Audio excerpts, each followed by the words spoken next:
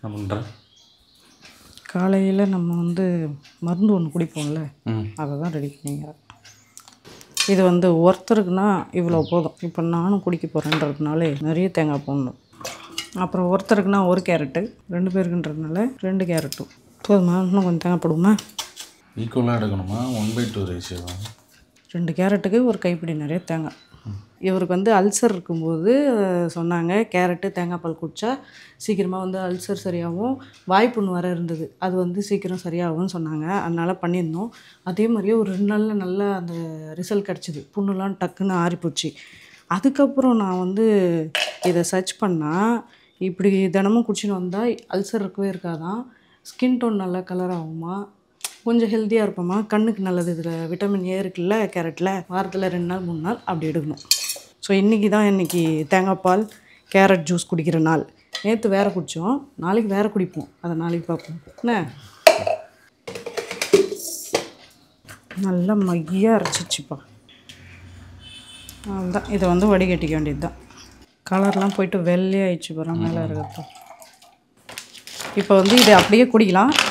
குடிக்க முடியாதவங்க எங்களை மாதிரி நாட்டு சக்கரை போட்டு குடிக்கலாம். டேஸ்ட் கம்மியாக இருக்கும். ஆமாம், சப்புன்னு இருக்கும். நாட்டு சர்க்கரை போட்டு திருப்பவும் மிக்சியில் போட்டு. ஆமாம், அது கரைஞ்சிரும் சீக்கிரம். இப்போ இதையும் நல்லா ஆற்றிக்க வேண்டியது தான். சூப்பராக இருக்கும் டேஸ்ட்டு. ட்ரை பண்ணி பாருங்கள். இப்போ பசங்களுக்கு பாலை காய்ச்சிட்டு லஞ்சு ரெடி பண்ண வேண்டியது தான். இஞ்சி பூண்டு ஜூஸ் குடிச்சா உடம்புக்கு ரொம்ப நல்லது. குடிக்கிறியா? வயிறு புண்ணு பேதி 2 நாளைக்கு ஆகும். நம்ம வந்து இப்போ லஞ்சு செய்ய ஆரம்பிச்சிடலாம். Welcome to Anitha vlogs. இன்றைக்கி வந்து ஸ்கூல் லஞ்ச் ப்ரிப்பரேஷன் தான் பார்க்க போகிறோம். நேற்று வந்து மஷ்ரூம் வாங்கிட்டு வந்தார். இதில் வந்து பிரியாணி பண்ணிட்டு அப்புறம் பசங்களுக்கு ஒரு சைடு டிஷ்ஷு ஸ்நாக்ஸ் எல்லாம் செய்யணும். அப்படியே பார்க்கலாமா? அப்புறம் வீடியோவை வந்து ஸ்கிப் பண்ணாமல் ஃபுல்லாக பாருங்கள். ஃபஸ்ட்டு வந்து வெங்காயம் தக்காளி கட் பண்ணிக்கலாம்.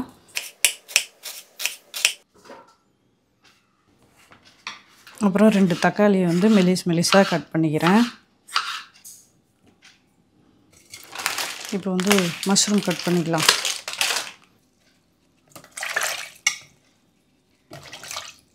நீங்கள் என்ன செஞ்சு சாப்பிட்ருக்கீங்களா காளானு?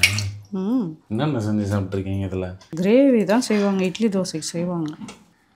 உள்ள வெள்ளையாக இருக்குல்ல, ஒரு சிலதில் கருப்பாக இருக்கும். இது வேறு வெரைட்டி.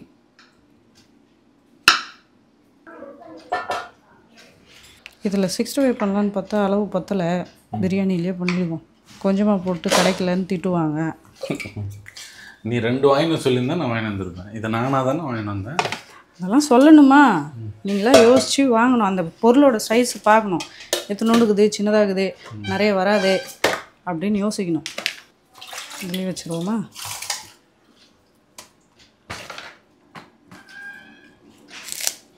நல்லா இருக்கிறது மட்டும் எடுக்கிறேன். நெக்ஸ்ட்டு பச்சை மிளகா. என்னென்ன தேவையோ முதல்ல எடுத்து வச்சுக்கலாம். இது குட்டியாக இருக்குது, ஆனால் காரம் செம்மையாக உரைக்குதுப்பா. அதுக்கே இத்தனை எடுக்கிறப்பா? இது கம்மி தான். ஒரு 5-6 மிளகா பெருசே போடுவாங்க, நம்ம சின்னதே கொஞ்சம் தான் போடுறோம். வேறு என்ன? இஞ்சி பூண்டு பேஸ்ட்டு, தயிர் இருக்குது, மசாலா இருக்குது. அரிசி வந்து ஆல்ரெடி பாஸ்மதி ரைஸ் வந்து ஊற வச்சுட்டேன். இதை 1 டைம் கழுவிக்கிறேன். இப்போ அரிசியும் வந்து கழுவிட்டேன். மஷ்ரூம் பிரியாணிக்கு தேவையானது எல்லாத்தையுமே எடுத்து வச்சுட்டேன். இப்போ வந்து ப்ரிப்பரேஷனை ஸ்டார்ட் பண்ணலாமா? இப்போ வந்து எண்ணெய் ஊற்றிக்கிறேன். கிராம்பு, அன்னாச்சி பூ, அப்புறம் பிரிஞ்சி இலை, பட்டை, கிராம்பு, பிரிஞ்சி இலை எல்லாமே போட்டேன். வெங்காயம் போட்டுறேன். வெங்காயம் வந்து இப்போது பொன்னிறமாக வதங்கணும். பிரியாணி வேறையா, இன்னும் நல்லா வதங்கணும். அப்போ தான் டேஸ்ட் நல்லாயிருக்கும். இன்றைக்கி நம்ம வந்து குக்கரில் பிரியாணி செய்யலை, தம் போட போகிறோம். அப்படியா? ஆமாம். பேரிச்சம்பழ டப்பா, சோம்புப்புளி டப்பா எதையும் விடுறது கிடையாது. எல்லாத்தையுமே யூஸ் பண்ணிடுறது. நம்மளால் முடிஞ்சு சொசைட்டிக்கு வந்து பிளாஸ்டிக்கை வந்து டஸ்ட்பினில் போடாமல் நம்மளே யூஸ் பண்ணிக்கிறோம். நல்லது தானே? இப்போ மஷ்ரூம் 65 தான் வராதுன்னு நினைக்கிறேன். ஏன்? வேறு என்ன பண்ணலாம்?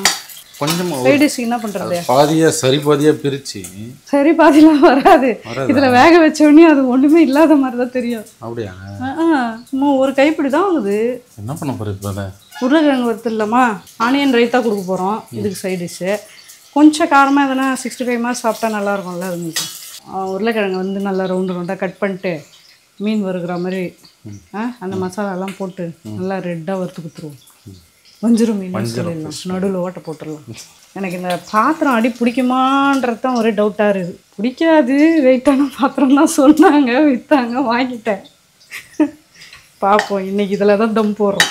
இது வரைக்கும் தம் பிரியாணி வந்து நம்ம அந்த ஒரு அலுமினிய பாத்திரம் இருக்குங்க, டபரா, அதில் தான் பண்ணியிருக்கிறேன். அதில் வந்து பர்ஃபெக்டாக வரும். இதில் இப்போ ஃபஸ்ட் டைம் பண்ணுறேன் தம் பிரியாணி. இது வரைக்கும் நூடுல்ஸ் வேக வைக்கணும், பாஸ்தா மக்ரோனிலாம் வேக வைக்கணுன்னா இதுதான் கரெக்டாக இருக்கும்னு இதை மட்டும் அப்படியே கொதிக்க வைக்கிறதுக்கெலாம் யூஸ் பண்ணியிருந்தேன். நேற்று வந்து ஷார்ட்ஸ் போடுவோம்ல, இன்றைக்கி நான் சமையலில் அதில் வந்து தெரியாதனமாக சாஸ் கொடுக்கறதுக்கு வந்து சொல்லிட்டேன். கொடுக்கக்கூடாதுன்னு சொல்லிட்டு நீங்கள் ஏன் அவ்வளோ பெரிய பாக்கெட் வாங்கி வச்சுக்கிறீங்க அப்படின்னு. அது வந்து நாங்கள் வாங்கி 2 மாதத்துக்கு மேலே ஆகுது. டிமார்ட் போகும்போது ஆஃபரில் இருந்ததா, சரி வாங்கிடுவோம்னு சொல்லிட்டு அவ்வளோ பெரிய பைட்டாக வாங்கிட்டோம். அதையும் நாங்கள் காலி பண்ணணும்னு பார்த்துக்கிறோம், காலி பண்ண முடியல. இவர் சுகர் சாப்பிட மாட்டேருங்க, அந்த சாஸ் தொடவே மாட்டேங்கிறாரு. நானும் சாப்பிட மாட்டேன். நேற்று நிறைய பேர் கழுவி ஊற்றுனவங்க, எல்லாத்தையும் டெலிட் பண்ணி உட்காந்துருந்தேன். இப்போ எல்லாரும் சொல்கிறாங்க, என்ன பண்ணுறது, நான் வாங்கிட்ட பிறகு தான் உடம்புக்கு நல்லது இல்லைன்றாங்க. நான் வாங்கிறதுக்கு முன்னாவது சொன்னாங்களா, வாங்காமல் இருந்திருப்பேனா. சரி, வெங்காயம் வதங்கிடுச்சு, தக்காளி போட்டுடலாம். கூடவே பச்சை மிளகா, இஞ்சி பூண்டு பேஸ்ட்டும் போட்டுடுறேன்.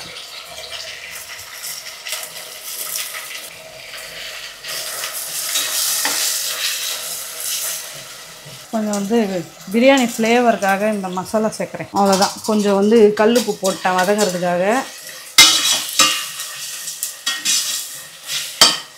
இப்போ வந்து மஷ்ரூம் போட்டுடலாம். இந்த பிரியாணியில் தான் எதையும் மிஸ் பண்ணாமல் கரெக்டாக போட்டுனுக்குறேன்பா. அடுத்தடுத்து அதான் 1 by 1 கரெக்டாக வந்து கரெக்டாக போட்டுங்கிறேன். என்ன இவ்வளோ தண்ணியாக இருக்குது தயிர்? தண்ணி நிறைய ஊற்றிட்டு இருக்கு. பேக்கெட் பாலா? இல்லை இல்லை, பசும்பால் தான். தண்ணி நிறைய குடிச்சிட்டுக்குதுன்னு நினைக்கிறேன். மாடு பாரு, இவ்வளோ தண்ணி வருது. தயிர் போட்ட பிறகு இது எல்லாத்தையும் சேர்த்து நல்லா வதக்கிக்கணும். இதில் கொஞ்சம் தண்ணி ஊற்றி கொதிக்க விட்டு அப்படியே இறக்கிட்டா கிரேவி. இப்போ கொஞ்சமாக புதினா போட்டுடலாம்.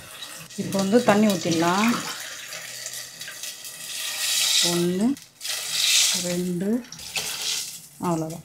3வது கொஞ்சம் கம்மியாக ஊற்றிருக்கேன். நான் வந்து பாஸ்மதி ரைஸ் எடுத்துருக்கிறேன், ஓகேங்களா. இப்போ புதுசாக பார்க்குறவங்களுக்கு என்ன ரைஸுக்கு எவ்வளோ தண்ணி ஊற்றணும்னு தெரியாது, அதனால் சொல்கிறேன். 1 டம்ளர் பாஸ்மதி ரைஸ்க்கு வந்து 1.5 டம்ளர் தண்ணி வைக்கணும். நான் 2 டம்ளர் அரிசி எடுத்தேன், 3 டம்ளர் தண்ணி ஊற்றிருக்கேன். உப்பு கொஞ்சம் கம்மியாக இருக்குது, போட்டாச்சு. புதினா வந்து இப்படி மேலே போட்டுடலாம். தண்ணி கொதித்ததும் அரிசி போட்டுடலாம். கொதிக்கலையா? சவுண்ட் மட்டும் கொதிக்கவே இல்லை. கொதிக்கலையா? சரி, அப்போது வெயிட் பண்ணணும். என் அவசரத்தை புரிஞ்சிக்கவே மாட்டேங்குது. ஸ்கூலுக்கு கிளம்பணும் பசங்களை, சரி இவ்வளோ ஸ்லோவாக கொதிக்க வருது. இதுக்கு தான் பெரிய பெரிய ஹோட்டலில் வச்சுருப்பாங்களே, பிளாயரா இவ்வளோ பெருசு சாப்பாடெலாம் வடிப்பாங்களே. பாய்லர்னா டீ கடையில் தான் பார்த்துருக்குறேன். அந்த பாய்லர் தான் சொல்கிறேன், அதே ஷேப் பாய்லரு. ஹோட்டலில் சாப்பாடு வடிக்கிறதுக்கு பெரிய சைஸாக வச்சுருக்குறாங்க. டியூப் கனெக்ஷன்லாம் போகுது. அப்படியா? என் பேச்சை கேட்க முடியாமல் அதுவே கொதிக்குது. வளவலன்னு பேசினேன். இன்றைக்கி மாதம் பிறந்து 3 நாள் ஆகுது. எப்போ டிஸ்சார்ஜ் ஆகி வரும்?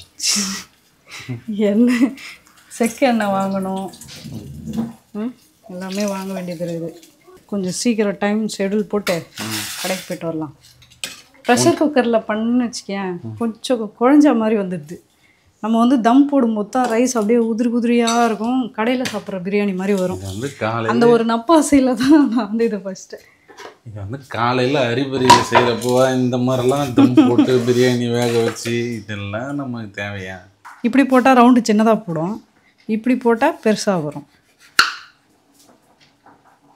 உருளைக்கிழங்கு கட் பண்ணியாச்சு, நல்லா அலசியாச்சு. சாப்பாடு கொதிக்க ஆரம்பிக்குது. இதுக்கு என்ன தெரியுமா பண்ணணும்? ஃபஸ்ட்டு தம் போடுறதுக்கு தீப்பெட்டி வாங்கணும். அந்த பழக்கெல்லாம் கிடையாது. அடுப்பு பற்ற வச்சிடணும், தோசைக்கல் வச்சிடணும். இந்த அடுப்பை ஆஃப் பண்ணிட்டு இதை வந்து அதில் தூக்கி வைக்கணும். நல்லா ஃப்ளாட்டாக இருக்குது. இதோட மூடி வந்து இப்படி மூடி வச்சிடணும். மேலே வெயிட் வைக்கலையா? இதோ அடப்பா, வச்சாச்சு வெயிட். தப்பி தவறிக்க விழுந்தா அடுப்பே உடஞ்சி போயிடும். ஏய் வாய் வைக்காத, கம்முன்னு வைப்பா. இப்படியே வைக்கிறேன். நிற்க அது எதனா ஒன்று ஆச்சுன்னா நீ சொன்னதுனால தான் ஆச்சுன்னு நான் ஊர் ஃபுல்லாக போய் சொல்லிட்டு வந்துடுவேன். ஏன் ஊர் ஃபுல்லாக சொல்ல போகிறேன்? இப்போ அடுப்பு வந்து ஒரு 5 நிமிஷம் எரியணும். அதுக்கப்புறம் ஆஃப் பண்ணிட்டு 1/4 மணி நேரம் அப்படியே தம்லேயே விட்டுறணும். அவ்வளோதான். அதுக்குள்ளே வந்து இதில் 65 மசாலா மாதிரி சும்மா ரெடி பண்ணிப்போம். மாடு நிறைய தண்ணி குடிச்சிட்டு தாங்குதுப்பா. அதுக்குன்னா தண்ணி காட்டாமையாக இருக்க முடியாது, பாவம் இல்லையா? இஞ்சி பூண்டு பேஸ்ட்டு கொஞ்சம் போட்டுறேன், போதும். சிக்கன் 65 மசாலா, சால்ட்டு கொஞ்சம், மஞ்சள் தூள், அவ்வளோதான். இது எல்லாத்தையும் நல்லா பிசைஞ்சிக்கணும். இது வந்து நான்வெஜ்லாம் கிடையாது. காய் உப்பு வந்து பச்சையாக இருக்கும்போது இறங்காது, நம்ம வந்து வேக வைக்கணும். இப்போ வா ஃப்ரை பண்ணிடலாம். எண்ணெய் வந்து பொரிக்கிறதுக்கு தேவையான இப்போ என்ன பண்ணணும், இந்த உருளைக்கிழங்குலாம் எடுத்து அப்படி போடணும்.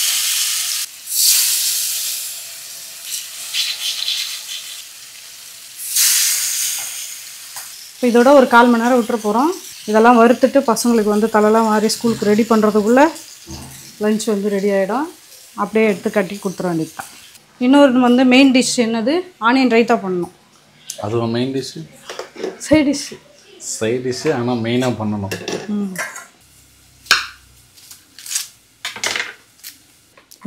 ஃபஸ்ட்டு 2ஆக கட் பண்ணி தண்ணியில் போடுவோம், ரொம்ப காரமாக இருக்குது.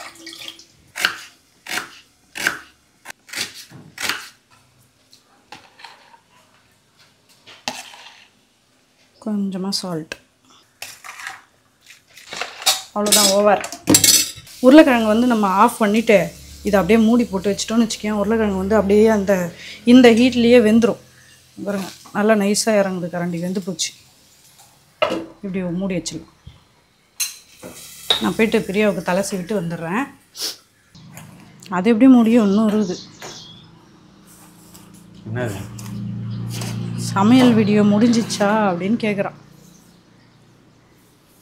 அம்மா எப்போ 9 மணி தானே முடிப்போம்? ஆமாம், 9 மணி முடிச்சு 9:30 மணிக்கு ஸ்கூலுக்கு அனுப்புவோம். 10 மணிக்கு தான் பசங்களே கூட்டமாக விடுவேன் நான்.